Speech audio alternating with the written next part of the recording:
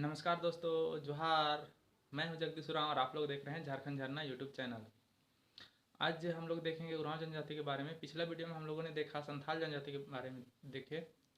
आज हम लोग देखेंगे उरांव जनजाति के बारे में। जिन लोगों ने संथाल जनजाति का वीडियो नहीं देखा है वो पिछले वीडियो में जा करके देख सकते हैं संथाल जनजाति के बारे में। तो चलिए आज का वीडियो हम लोग शुरू करते हैं।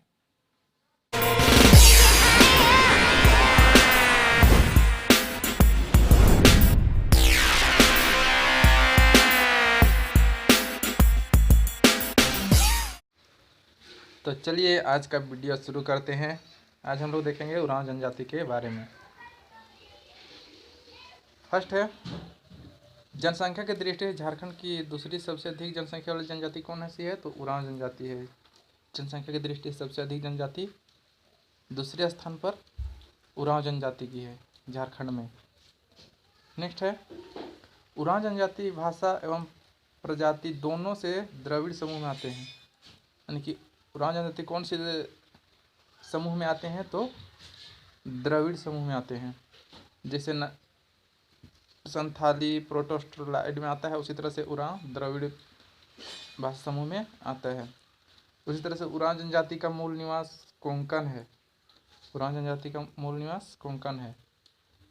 नेक्स्ट है, उरांव का झारखंड में प्रवेश शेरशाह के शासनकाल में हुआ। क्योंकि उरांव का झारखंड में प्रवेश किसके शासनकाल में हुआ? तो शेरशाह के शासनकाल में। अगला है, उरांव स्वयं को अपनी भाषा में क्या कहते हैं? तो स्वयं को अपनी भाषा में कुड़ुक कहते हैं। उरांव लोग अपने आप को यानी कि अपनी भाषा में स्वयं को कुड़ुक कहते हैं। नेक्स्ट है, कुड़ुक का शाब्दिक अर्थ है क्या है? तो कुड़ुक का शाब्दिक अर्थ मनुष्य है। नेक्स्ट देखते हैं, द उरांव ऑफ छोटा नागपुर। द उरांव और छोटा नागपुर लिखकर उरांव जनजाति के बारे में विस्तृत जानकारी किसने दी है? तो शरतचंद्र राय ने दी है।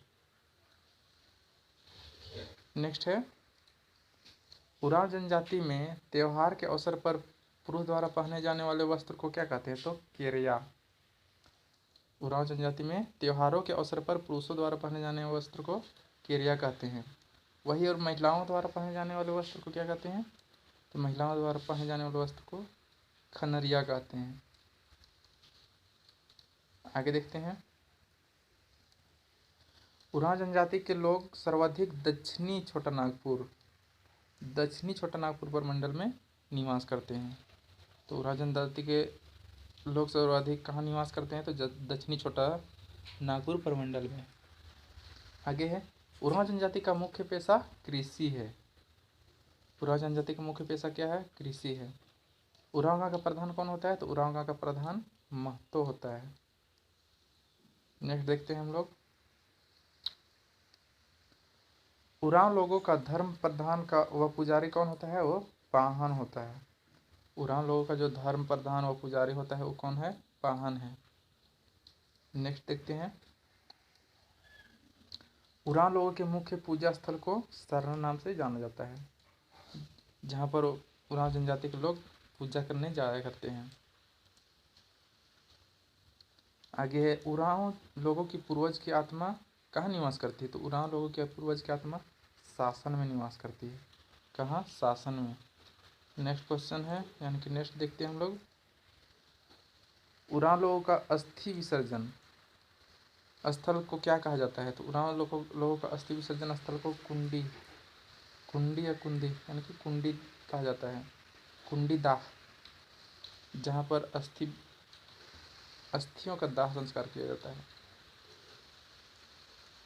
नेक्स्ट देखते हैं, उरांव जनजाति में अस्थियों को दफनाने के समारोह को क्या कहा जाता है? तो उरांव जनजाति में अस्थियों को दफनाया जाता है उस समारोह कहा जाता है हड़बोरा।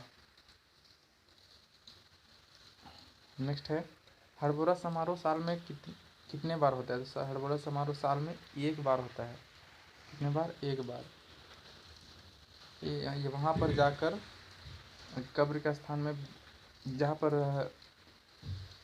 अस्थियों को दफनाया जाता है वहाँ पर, या जहाँ जलाया जाता है वहाँ पर क्या किया जाता है इसमें हड़बोरा समारोह में? तो वहाँ पे दिया जलाया जाता है।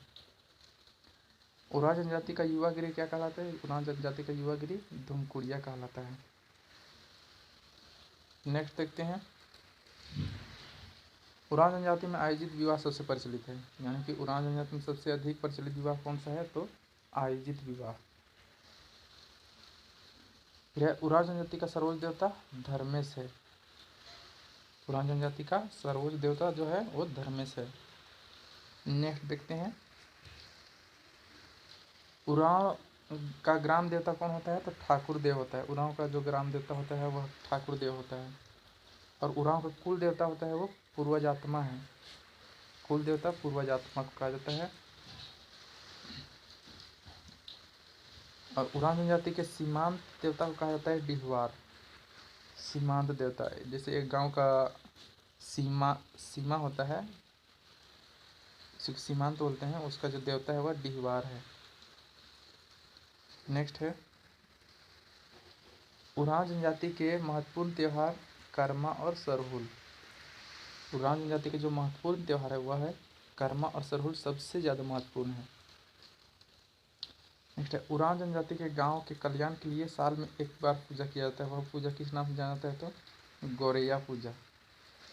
गौरैया पूजा किया जाता है। नेक्स्ट है, उरांव जनजाति के पंचायत को क्या कहा जाता है? तो उरांव जनजाति की पंचायत को पंचोर कहा जाता है। क्या कहा जाता है? पंचोर।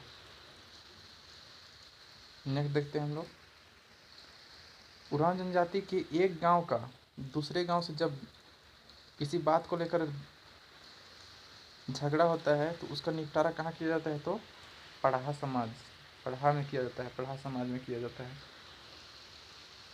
नेक्स्ट है, उरांव जनजाति में युवतियों का सबसे बड़ा त्यौहार कौन सा है? जतरा। जतरा में पूरा नाच गान चलता है, इसीलिए युवक युवतियों के लिए सबसे बड़ा त्यौहार जतरा ही कहलाता है उरांव जनजाति में, युवक युवतियों के लिए।